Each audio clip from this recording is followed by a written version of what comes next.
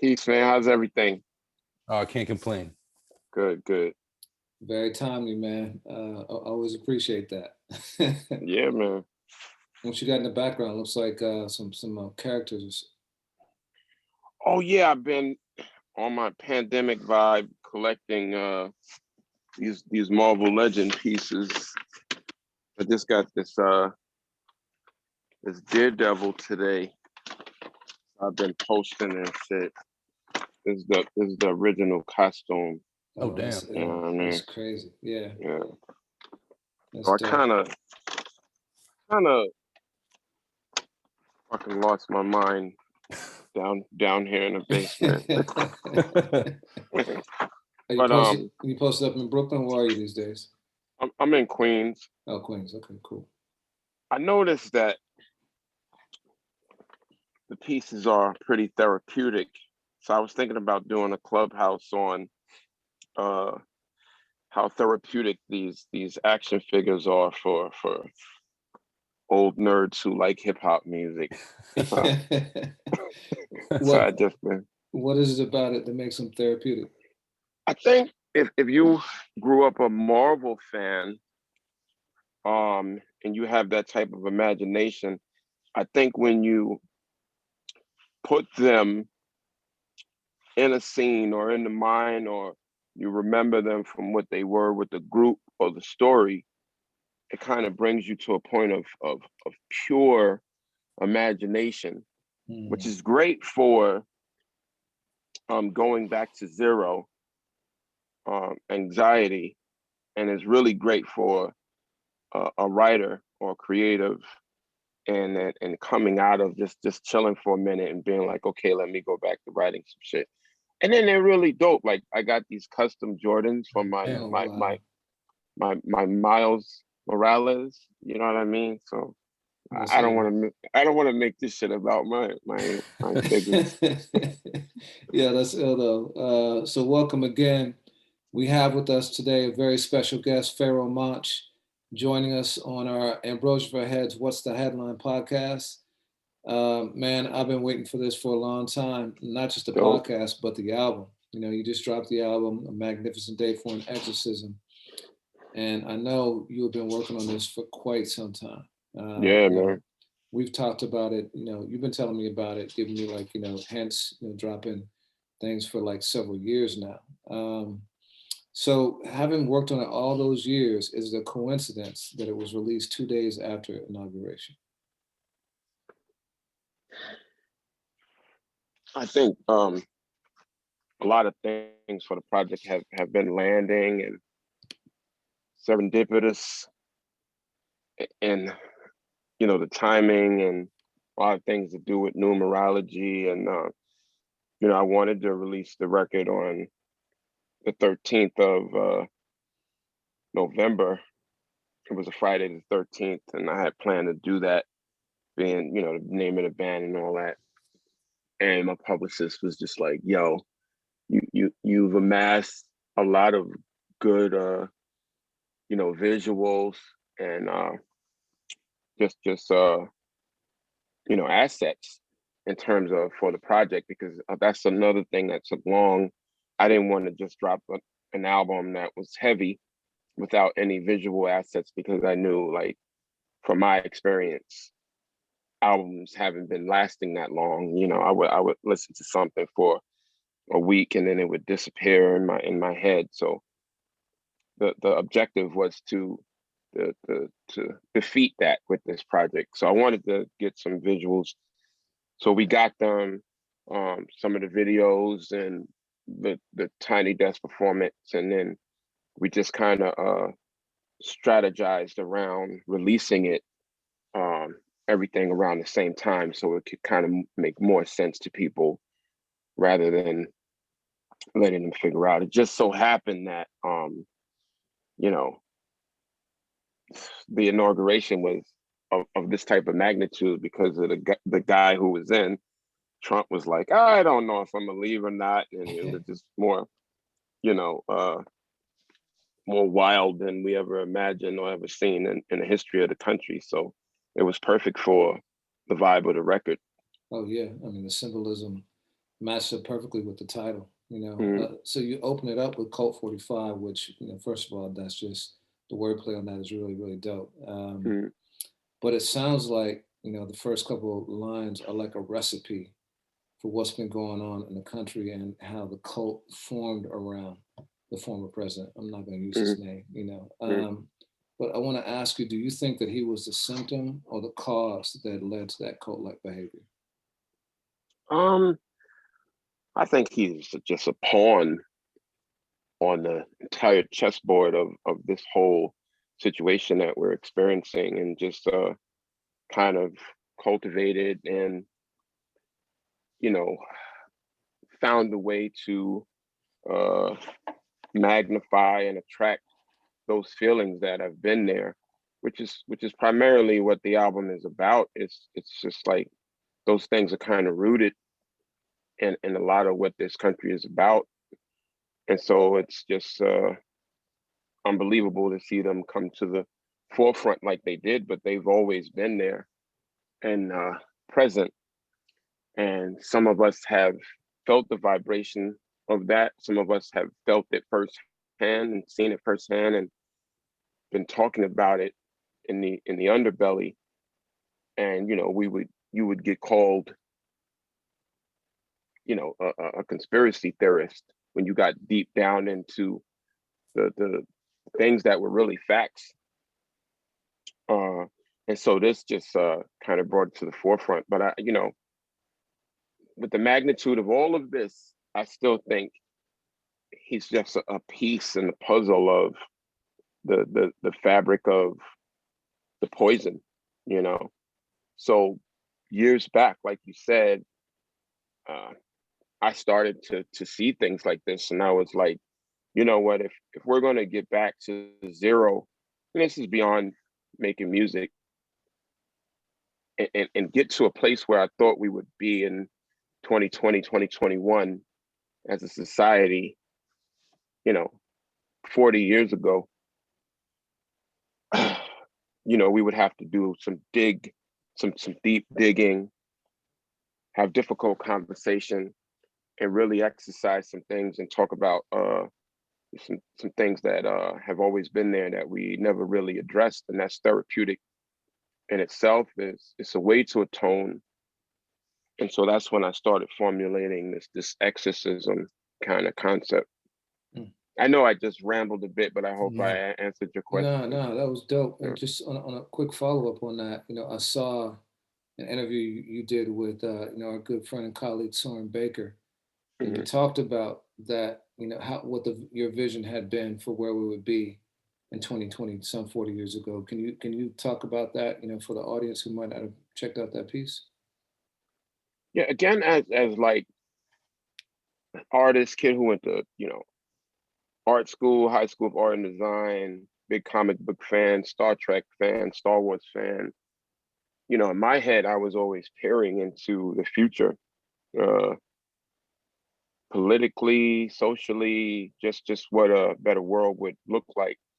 I just watched A King in the Wilderness, which is a Martin Luther King documentary, and just thinking about what I learned from those times, and then looking forward, thinking about his dream, so to speak. And see Star Trek, and it's just primitive. Racism was like a primitive thing on the ship. It's like so archaic, and I thought it could be possible to get there, looking that far into the future, and just to get here, and for it to be so prominent still is just I expect it because I know the history, but it's still kind of like a slap in the face and a hard pill to swallow, because inherently, I think most people energetically want to like move beyond that shit. Like it's disgusting energy. Yeah, yeah. With an album like this was, you have been talking about it for at least 4 years, as I can recall. Was it something where you kept, creating different versions of it, or is it something you chipped away at and then finally had the aha moment, like you said, of November and Yeah, I think we lost Jake for a second there. I got the last of his question. Yeah. I think you come up with a concept obviously? Sorry, Jake, we lost you for a second there, but he got. Yeah, but but go ahead. Yeah. I think I started off years ago. I knew I wanted to have those vibes, rock vibes on a record. I knew I wanted it to be aggressive and hard and dark. I didn't really have a theme.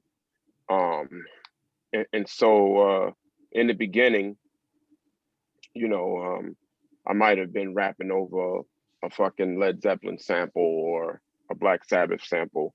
And like, yeah, this is the direction I want to go. This is what I want to do.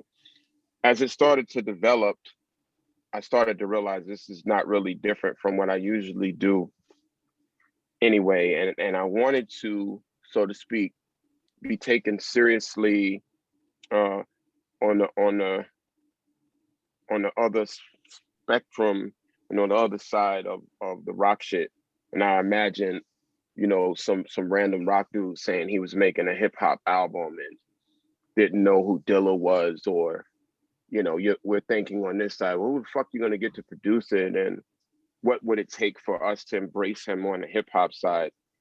And I started using this rock word, and also started realizing that the rock that I love, which I consider dope, which is the classic 70s Hendrix, Sabbath, Zeppelin, Police, Rush, whatever you want to get into, that's not what people see now. So as I'm using this word in meetings and in offices and spaces and to friends, and they're looking at me like, word, you want to wear spandex and have long fucking hair? Like, what the fuck? Like, it wasn't fly anymore in the context that I was speaking to people in it. And so, my manager guy was like, yo, you need to stop, saying that. You kind of are that. Hip hop kind of is the embodiment of the energy that you speak of without it being that. I've had people come to me and say, yo, I'm from the rock side, but internal affairs brought me into hip hop because it embraced the sort of energy to it. So I kind of started to train myself not to use that word because I knew it would be taken out of context, but I couldn't because it's the element of a piece of the shit that I love. So I'm glad it's finally out so people can see that it's not very far from what I usually do any fucking way. And so as I started formulating, I was like, nobody's going to take what I'm spewing seriously unless I incorporate musicians, move this kind of a little away from a Pharoahe Monch project and incorporate these musicians. In my mind, I'm like, I'm writing these records to bring to the stage where we were going to do this campaign like an old school band or old school group, get in a van and go on the road and get on stage and campaign for fans and be like, we're opening up or whatever we're doing. And this is who we are. We got some killer songs. We're going to rock these shits. Hopefully people will be like, yo, these guys are crazy. Let's go get a t-shirt. Pharoahe's new band is dope. So in my mind, I'm writing these songs to perform because that's what I thought part of the strength of it would be as well. And so where one thing was shifting that way, was taken away by the pandemic, and then kind of realigned again because things came to fruition for the record that wouldn't have happened for us if there wasn't a pandemic, like Tiny Desk. So let's say no pandemic, album comes out, the band goes to Highline Ballroom to do an album release show for 450, 500 people. And then we hope people take pictures and put it on social media. In this regard, we kind of fell into the thing where now over 80,000 people have seen the Tiny Desk performance, and we're bringing in new fans that way as well. I just hope we get to the point where we could get on stage live in front of an audience, because that's kind of where I meditated on the vibration of these songs at, you know. Yeah, we'll get there. I mean, the beauty is the music lives forever, right? So no matter what the time may be, the opportunity will present itself. You know, just going back to, you're talking about people having a difficult time kind of wrapping their head around the rock concept. The interesting thing is that, you know, you being a student of hip hop, know that a lot of the 80s hip hop was really kind of based on rock. You had, you know, Beastie Boys sampling Led Zeppelin or Rhyming and Stealing. Ice-T sampled Black Sabbath, you know, War Pigs on Ron Pay's. You had KRS and, you know, Scott LaRock sampling AC/DC. So did that also kind of inform your interpretation of how to blend hip hop and rock? I mean, before that, before I started with the idea of being an artist or professional, I was at park jams and they were rocking out to "I Got the Big Beat," Billy Squire, you know, all the rock breaks, and then I would go look for these records and be like, "Oh shit, it's rock! Oh shit!" Like they kind of always intertwined in me. The amazing thing about hip hop culture is that it's the one culture where you gotta, it's the one art form where you gotta have your chops up in all of the art forms. If you're a jazz enthusiast, like you go to school and you gotta learn that shit like nothing else, and you become a master at it, and then you branch. With hip hop, it was kind of all infused with all these different things, and you were kind of getting an education on jazz, and then especially when we were digging, going through the history and finding out who these people are, who these players are, and then investigating and digging for their solo records.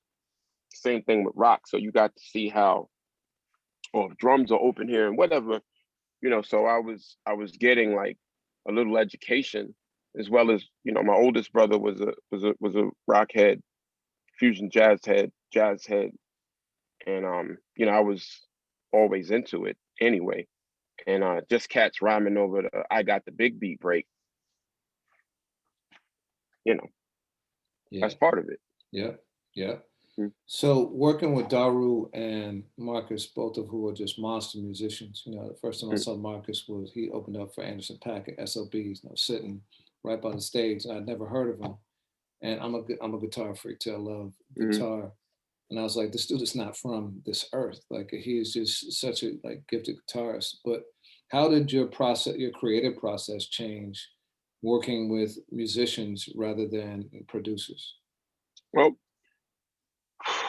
the most important thing with this project is when I looked at projects in the past, they that kind of wanted to mix the two genres.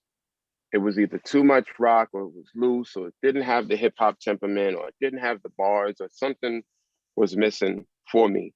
So you can't lose the original element. So obviously, I locked in with Lee Stone, a long time uh, partner and co-producer, and uh, Knots and Marco Polo and Super Ugly and all the other producers, to make sure the shit had hip hop temperament.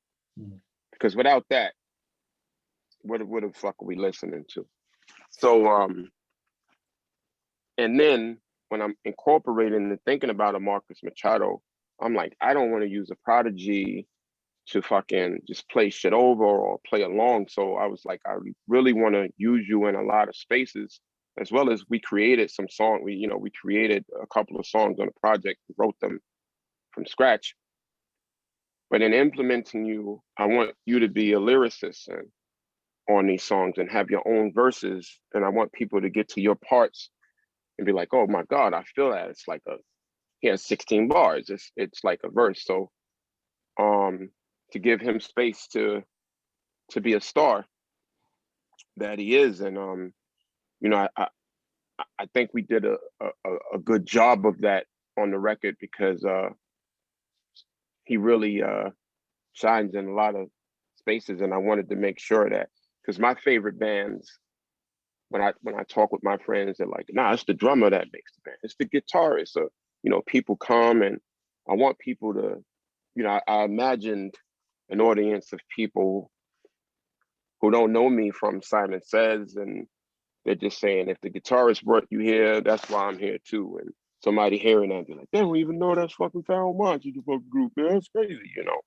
So I wanted that whole thing. So I kind of preyed on getting musicians of their level to do the project with me.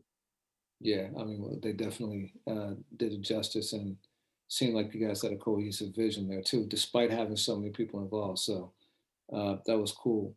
You know, so you talk about capitalism and how it enslaves us, you know, and you talk, you know, through like, you know, people trying to always consume, and how Christmas has done that as well. How do you think we get out of that rat race? Oof, that's a rough one, man. With everything that we're inundated with and the devices that we have, it's difficult to turn that switch off. But I think an emphasis has to be made on that. Again, as you can see with the politics and this culture on, you know, the economy, it's like you pull back, and then it's, here's some money to spend, and you pull back and you're like, here's some money to spend, and then what's happening in the end game of that for the individual. So I think a pandemic, again, this pandemic has forced us to look inward and kind of ask ourselves, what are we really doing in this whole situation, and kind of think about end game.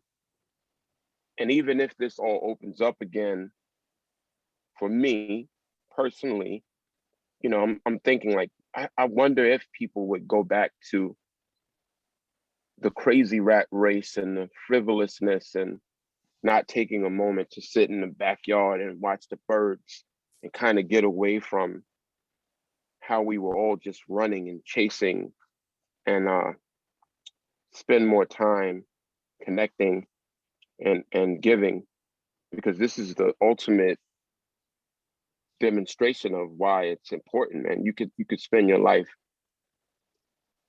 you know, trying to be a billionaire, and, you know, at the end of it all, you know, miss the whole point of it all, life in itself. Yeah, man. I mean, and you know, ultimately, you know, most of us, you know, we accumulate these things over time. We have these possessions, but we end up with two boxes. You know, that's what a Mm-hmm. lot of people end up with at the end of it. So, Mm-hmm. you know, it truly is kind of like a hamster wheel. You know, so you talked a lot about the number 13. Obviously, the band is called that, and it has special meaning for you. And the song Triskaidekaphobia. Mm-hmm. I had to, like, you know, hit play on the definition to make sure I got that right. You know, you talk about the superstitions around the number. So is that really the 13? Is that really the reason why you have the E in Pharoahe Monch? Wow. Okay. Can you break that down a little bit? Because spelling it the regular way, I was like, oh, it's only 12 letters. It would be cool. Like, how could I make this 13, all the letters of this name? So the E was added to kind of like, you know, Yeah. elongate it. That's crazy. That's crazy. You know, and so you were born on Halloween, and now, you know, 2 months later, we realized that we lost Doom on that day. So what was your connection to him musically?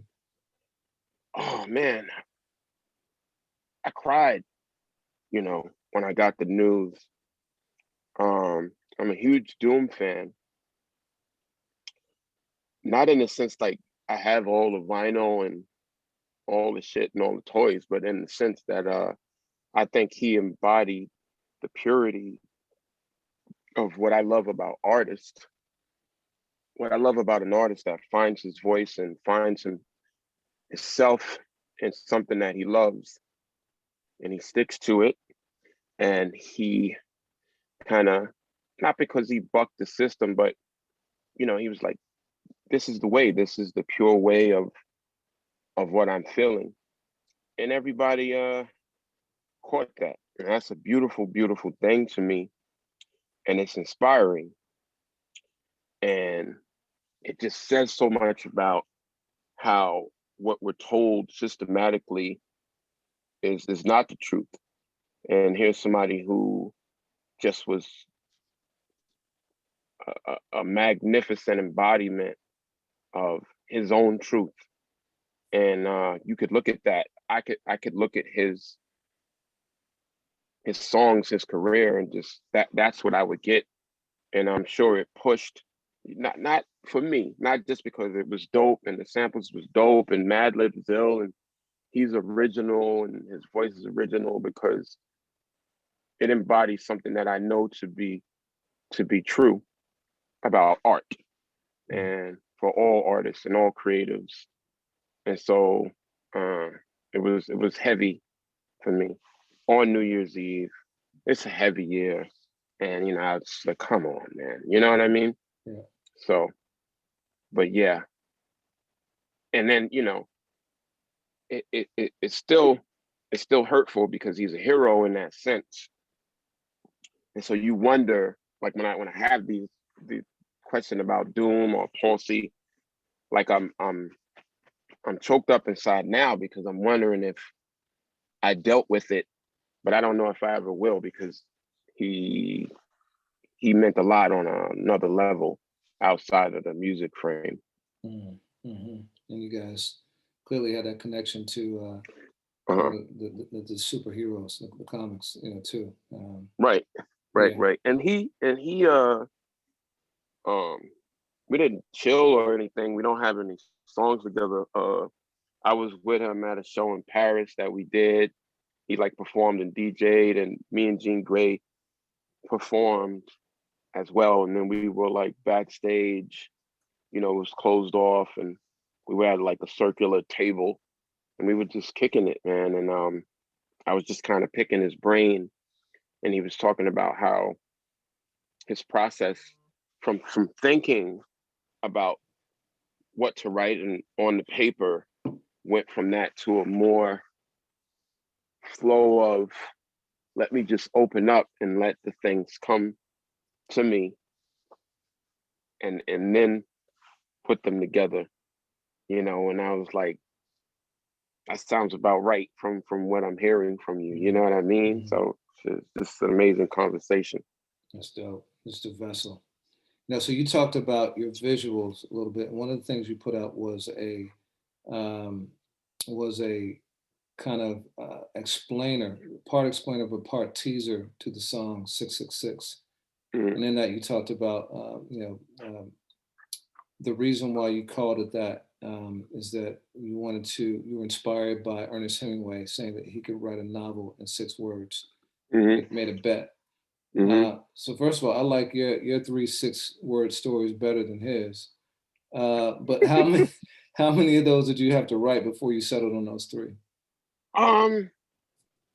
They was pretty quick. They're not difficult. I didn't try to make them difficult at all. The first one is something that I'm chronic asthmatic, so I was in a pulmonary specialist place doing a breathing test, and the specialist said to me, I'm just looking at you before you even take the test, and you kind of take these little tiny breaths. Oxygen is free. Just breathe it in. That's the problem with most people. Just breathe deeply. And I was like, she just told me that I oxygen is free. And then I said, wow, I kind of do breathe like oxygen is expensive. So I just thought that line spoke to me having breathing issues. So I kept it.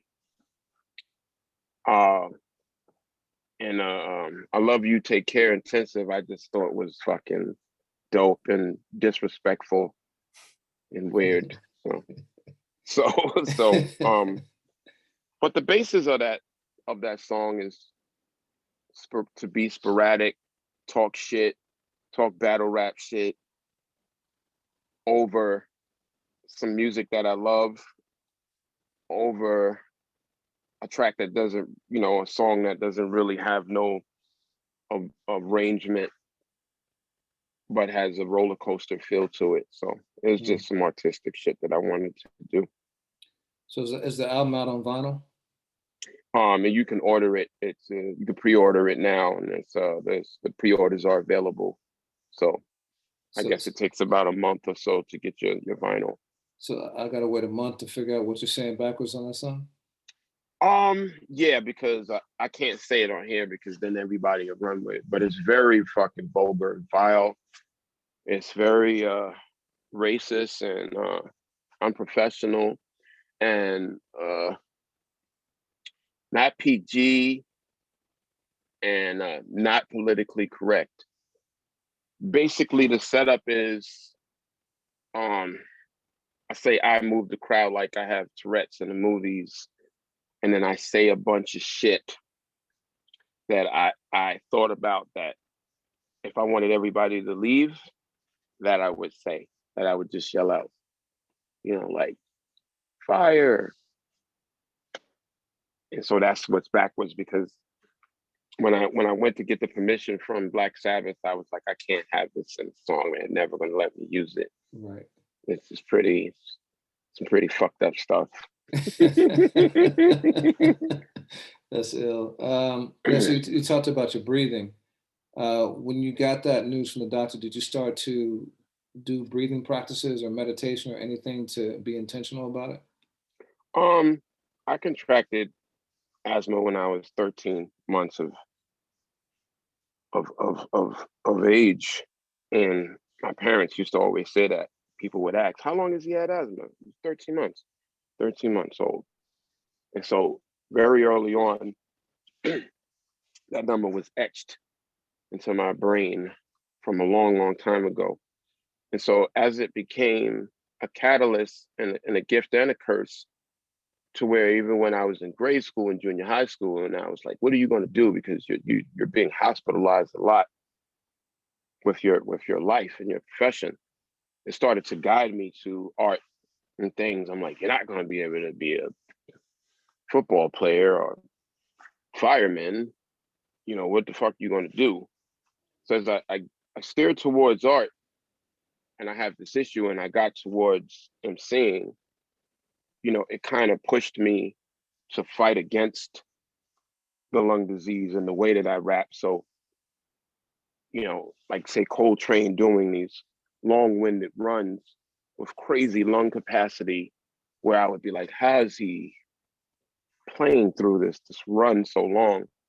I was thinking, I'm gonna fuck you up, asthma, because if I do this rap shit, I'm gonna do runs that are just mind blowing, and stage performance that is just mind blowing to the point where people are like, "Oh, word, really?" And that was kind of like a catalyst. So although it is a curse, it kind of pushed me in the direction that I went as an MC. As well as if I didn't have asthma growing up in South Jamaica, I think I would have did a lot of shit, got into a lot of shit, smoked a lot of shit that I shouldn't have, and I might not be in this place. So I'm not thankful for it, but I'm aware that it's probably steered me in a direction that I'm in this moment. So something bad brought something good, that applies to COVID too, and in a particular context, which is mass shootings. Your son, the magician, recounts a mass shooting, and those were down a lot last year just because people aren't congregating in the same way. But over the years, there have been countless tragedies, and every time it happens, people get up in arms, pun intended, and really call for like regulation and things like that, and then it tends to die down. Why do you think that our memory is so short when it comes to news cycles? And it's a fact. And it's obvious that politicians play on the fact that, I'd say humans, not even Americans. You heard in 2 weeks' time a lot in the last administration. I'll let you know in 2 weeks' time. And then the shit goes by and we're like, what did I ask again? What was said again? But I think that's the case. I think as humans, possibly we want to innately feel that things are going to get better and things are going to change and they're not going to happen again when we know that's not the case. And so, you know, the Sandy Hook joint, kids, fourth graders, I believe,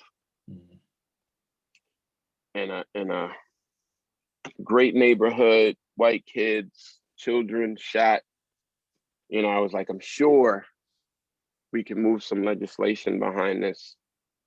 And that shit was like, we don't give a fuck, and you're not fucking with our guns. You're not changing these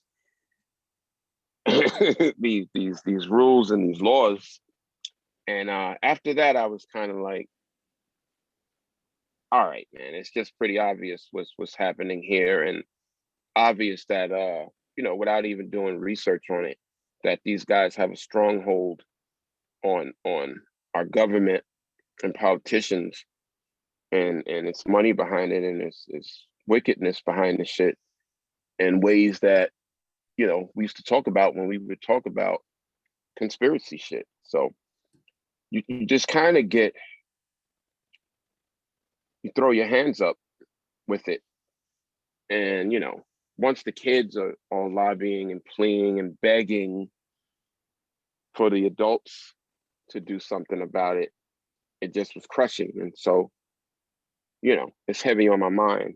I didn't want to write something sappy about the shit. So I just kind of wrote it from this, you know, magician, from the perspective of a couple of themes. Someone who was bullied, bringing into that theme and trying to make it ugly as those situations get, you know? Yeah, you know, Sandy Hook was that moment for me too, when I was like, okay, you know, maybe finally something's going to go down. And then after that, it was a few years later with Vegas. It's like 51 people, you know, like that's got to be it. And then I really thought it was going to happen when the Parkland kids got behind it, because, like you said, then it was the kids actually calling for it. But, you know, we continue. You know, right. Continue. So, on a lighter note, Goat's Head uses a double entendre, you know, with this title. You know, you know, hilarious. Even, you know, many people put you in that goat category. You know, so how does it feel to get your flowers like that? Oh man, I don't know, man. I think context is very important and key here in narrative. I think early years Stress album, you know, it was heavy on my mind. Um, Not being like King of New York or some shit like that, because I never gave a fuck about that. But where I would fall in the pantheon of this whole shit now, because of the length of years, um, I think it's important to get recognized.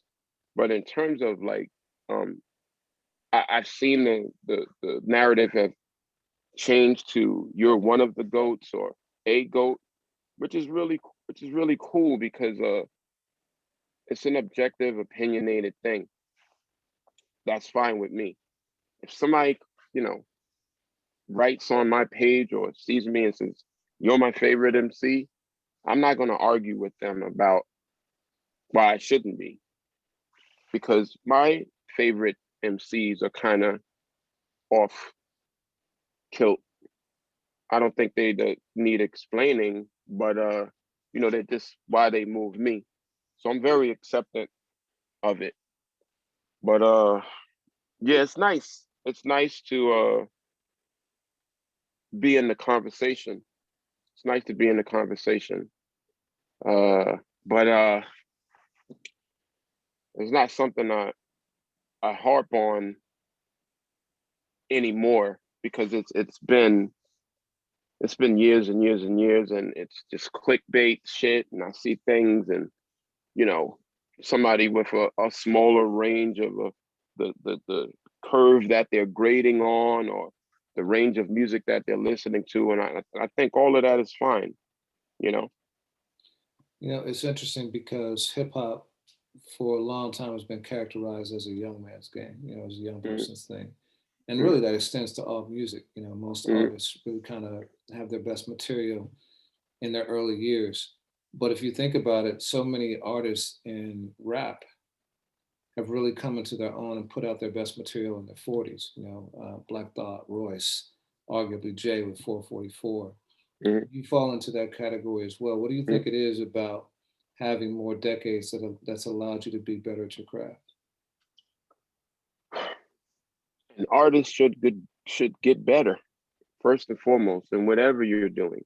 You should obtain more wisdom and skill, in my opinion, whether you're fucking carving or pottery or whatever it is you're doing in the arts.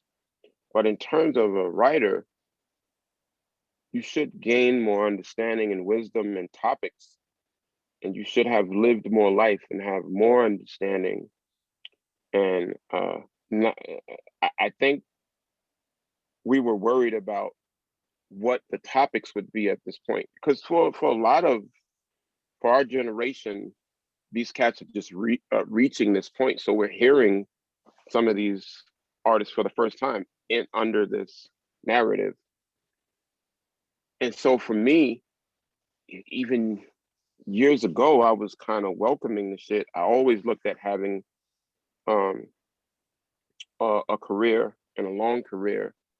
In '99, I was like, you're gonna be the Morgan Freeman of this hip hop shit, which is pretty dope because, and I'm cracking on myself, but which is pretty dope because when he started to blow up, I was like, isn't that the dude from Electric Company? Yeah.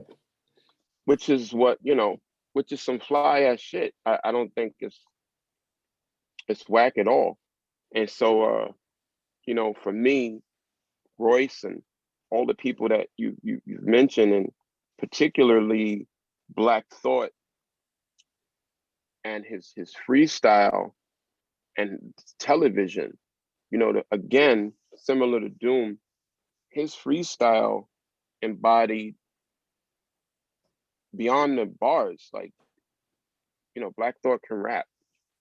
For tons of us were like, hello, like, but in that moment, he embodied the passion and the love at a level unseen for someone who looks like he looks like. Um, just embracing the shit. And it was just like, this is a testament to the lie that I talk about. Like, there's no, you're supposed to stop when, why, how? Like, when we first started, it was like, it's a thing for the summer, it's a fad. And even then, I was like, how, why, who says? Like, I'm digging through these records, and these records are from '72. James Brown, he's just still, I just played this shit five times in a row. It's still amazing. Why can't, Grandmaster Flash do the same thing? Why can't Run DMC's record last and we still go back to it and play it?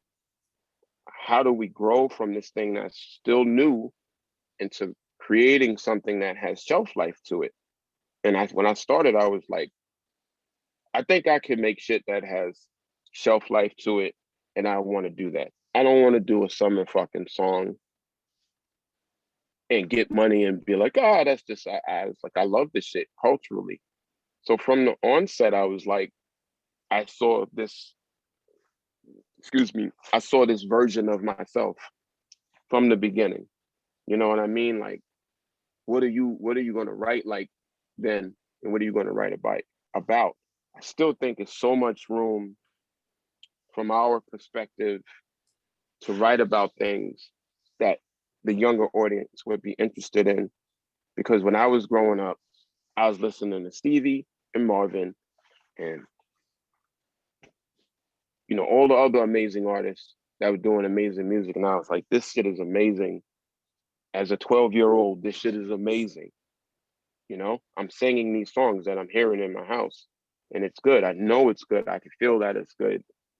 So to squeeze us into that box, I always thought was bullshit off the rip. Yeah.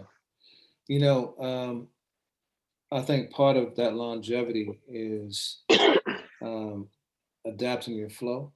You know, because Mm-hmm, flows have changed, cadences have changed like tremendously over the years, and sometimes mm-hmm, they come full circle because like the mm-hmm, simplistic style that tends to be more commercial now is very similar to simplistic style that we mm-hmm, started off with. Um, on your song Scarecrow, you play with flow a lot. You know, it's very mm-hmm, contemporary flow through the majority of the song, and then the mm-hmm, last bit you just black out. You know, was that mm-hmm. juxtaposition intentional? Yes, it was. Um, I wanted to. I wrote the record a couple of years ago, um, and I noticed that a couple of songs that Chief Keef had, and a couple of shit I would hear in the club on the trap side had a rock vibe to it, and that bounce. I was like, oh, this is a version of shit. Although the sounds are different, I see how to merge those two genres as well. Um, and so when I finally came across this record, I was like, this is what I was talking about. We can even make it harder. The live version of that song is we just did a kind of like another live version of that record, live performance, and that shit is even harder. And so I was like, yeah, this is great, and I love the concept to it, and I thought the concept should remain as simple as that Wizard of Oz story, but yet when you dig into that story, it's a lot of shit going on.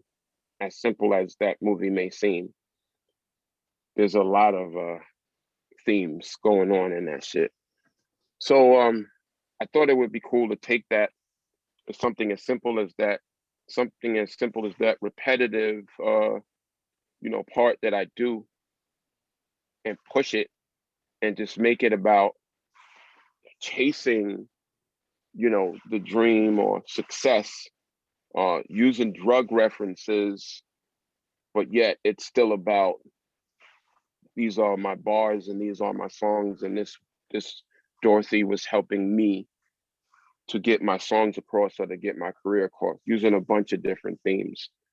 Uh, the hook is crack cocaine, and the city is emerald, and what is she smuggling? We don't know what she's smuggling. And I said I put it in a pen in that run that you, and I show you what the pen to do. Uh, it's like drugs for the weed pen, or is it drugs for the pen? So it's simple, but it's metaphors there and themes there that I thought were really cool when I listened to the song. It just feels really good as well. So it's one of my favorite songs on the album. All right. Yeah, mine too. You know, so we talked a lot. You know, like I said, there was a few times when I saw you and you told me that the album was coming. And one time I remember distinctly was at the Cypress Hill show. It was at the Hmm. Gramercy Theater. Um, and I'm wondering, is that the night that you got with them to do Fight? Yeah. Yeah, Okay. yeah. So I had that song, and I was like, "Oh, I'm gonna do a scratch chorus." And I was like, "Oh, you can't do a scratch chorus because you'll be playing back to this side, and you can't do this chorus because you'll be playing back to that side. Like, so who you going to get in this chorus, and who fills the spot? Because that bridge was always there." And I was like, "It's only one, voice I hear on this." And I started thinking about colors, I wanted to get Cypress because both of their colors kind of fit to me. Be Real with the nasal and Zendog with the classic, bass. So when I saw they were playing, my friend hit me and was like, "You want to go see them?" And I don't get a lot of shows, get to see a lot of shows. So I was like, "I'll go." It was on my birthday, and usually on my birthday I just chill at home and just chill. So I was like, I'll go. Grabbed up a homeboy and drove out to see the show. And I got backstage and I was like, yo, Be Real, I really, really, really want you on this song. You know what I'm saying? And he was like, we got to do something. And I was like, in fact, I got something for you, and got the email and the number and sent them the song. Yeah, that was, I love that joint. Amnesia is a complete departure from everything else. Slows down, much more mellow, more melodic, less like aggressive. What inspired the shifting gears for that song? Working on an album, I was just like, you know what, as an executive producer on this record, a lot of the classic albums, I would get to this part where there would be this ballad, and it would either be good or bad. But it seemed like the shit that you had to put at a certain time. And I wanted to get to a song, I wanted the listener to get to a song where it gave you a break from the intensity. But obviously I couldn't make it a fucking sappy ballad or a super fucking ballad. But I knew I wanted to, give you something to have a melody there and be strong in the melody and kind of get bigger and bigger and bigger. So I had wrote these couple of bars about having a contingency plan for forgetting that I hate someone, and writing "fuck you" in my palm, and then because I keep forgetting, and then I said, who are you again?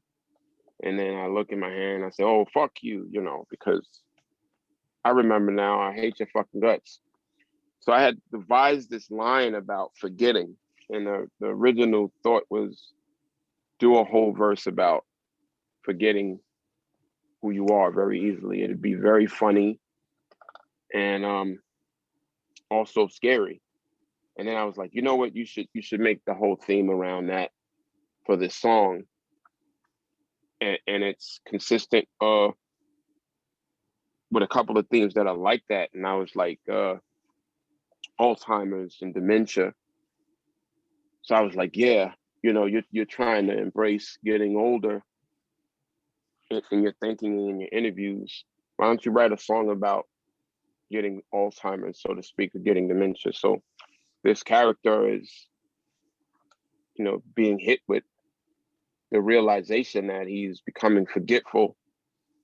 And he's telling his wife in the chorus, in this moment of clarity, I see we've been arguing and what have you. In this moment, I know I forget to say this. Let me say that I love you. And I said that to myself, and I was like, whoo, I got to chill. And I was like, that's pretty sappy, but I think you can make it work if you frame it around the seriousness of dementia and Alzheimer's. So that's the framework of that song. Did you draw any inspiration from the movie Memento? I went to Memento. I went to a couple of films and watched them. I talked to people. I did my actors, writers, directors research.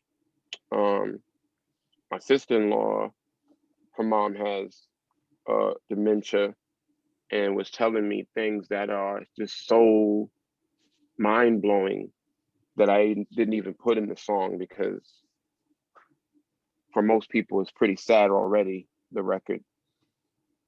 So I was like, I don't want to pull people down that far, just about food and forgetting to chew and how things have to be soup or soft or spoons.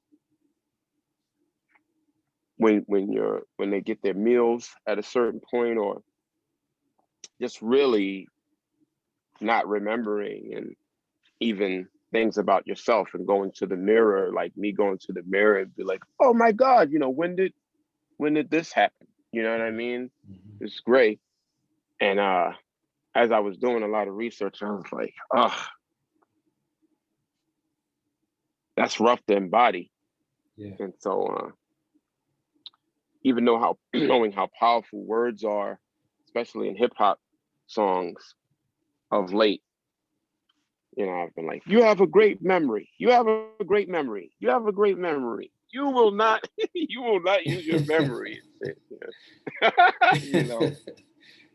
So yeah, that song, I've played that song for people, and they've cried on the spot because they have a family member or know someone who's dealing with them, or they liken it to just someone saying something that they forget to say, and we don't often say that to each other, which is how I wanted to hit that part before the chorus as well. Like,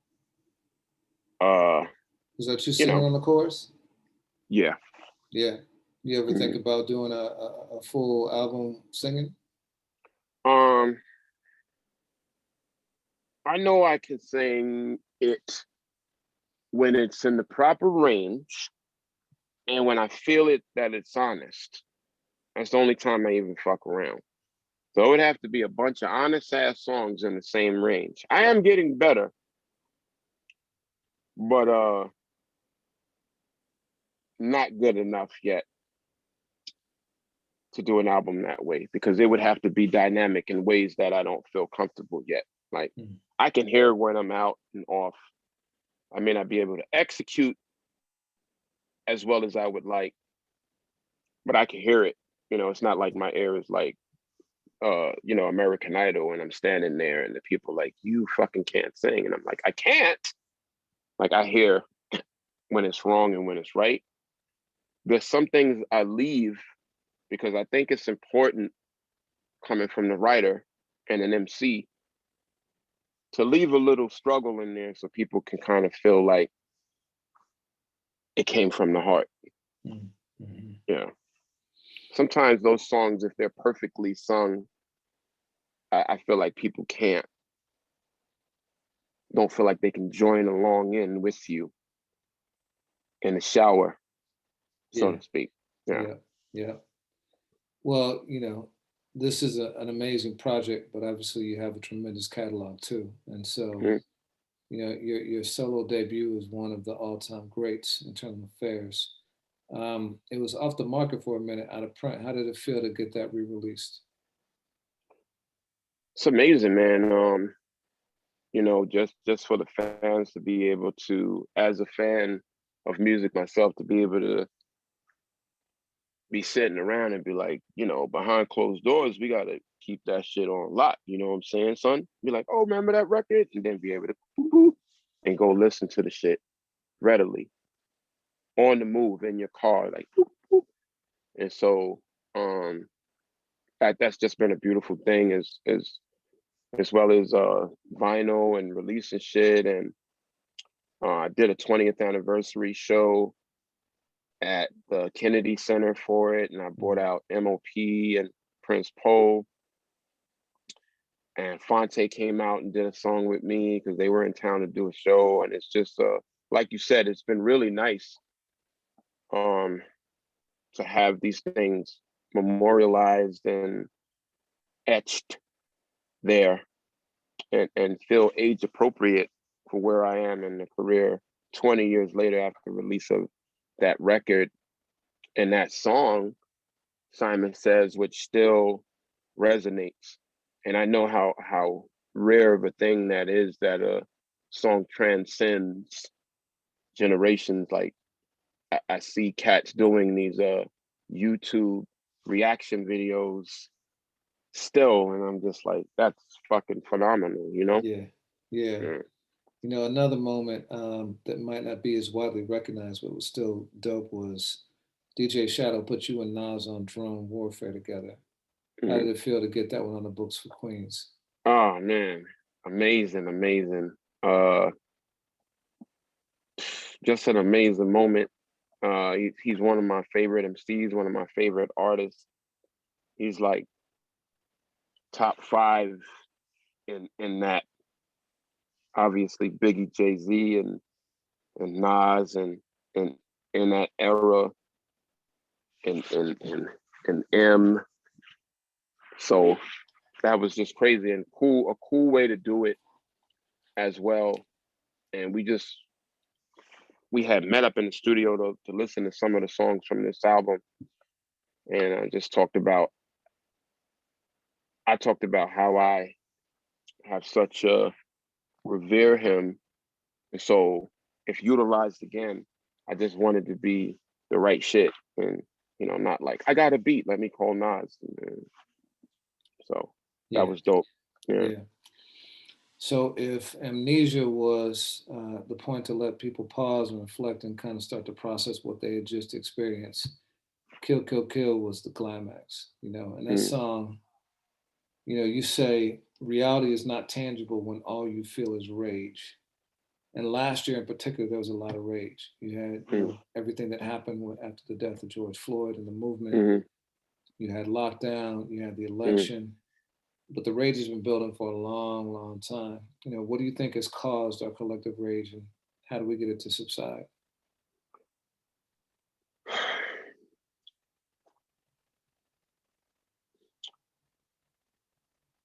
I think we have to take a few steps back and really ask ourselves, who are we, and what do we want from our collective? There's so many intangibles in that, because you have to, one, see the picture as a collective of people, and the spotlight on division kind of like gives no room to think about it that way.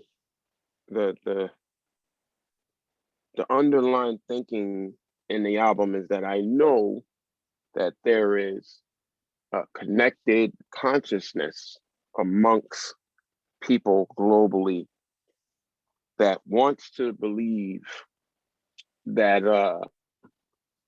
we can at least